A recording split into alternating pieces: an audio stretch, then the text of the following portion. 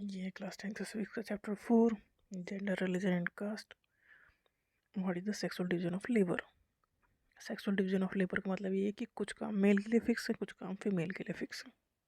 The sexual division of labour refer to the allocation of different task, different जो काम है, and responsibility जो उनकी जिम्मेदारियां हैं in a society based on gender.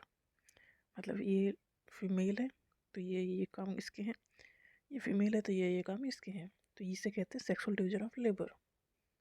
Allocation of different tasks and responsibilities in a society based on gender. Traditionally, societies have assigned specific roles and duties to men and women, often influenced by cultural, historical और societal norms.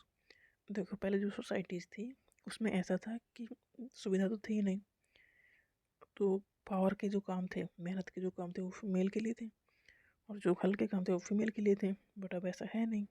तो traditionally societies में duties या role जो दिए जाते थे man और women को, वो इन्फ्लुएंस होते थे किससे, कल्चर से, हिस्टोरिकल और सोसाइटल नॉर्म्स।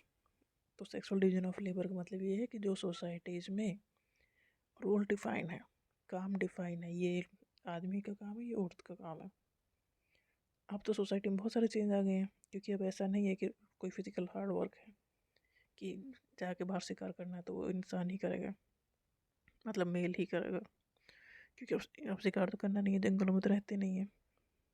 पर सोसाइटीज़ में अभी भी ऐसी चीज़ें हैं, बट अब चीज़ें कम हो रही हैं। तो सेक्सुअल डिवीजन ऑफ लेबर का मतलब ये है allocation of different task and responsibility. Different task मतलब काम, अपने अपने डिफरेंट काम बांट दिए गए हैं, and responsibilities in a society, किसके ऊपर, बेस्ड ऑन जेंडर। जेंडर का मतलब ये लड़का है ये लड़की है, उसके बेस पे टास्क मतलब काम को डिवाइड कर देना, जिम्मेदारियों को बांट देना।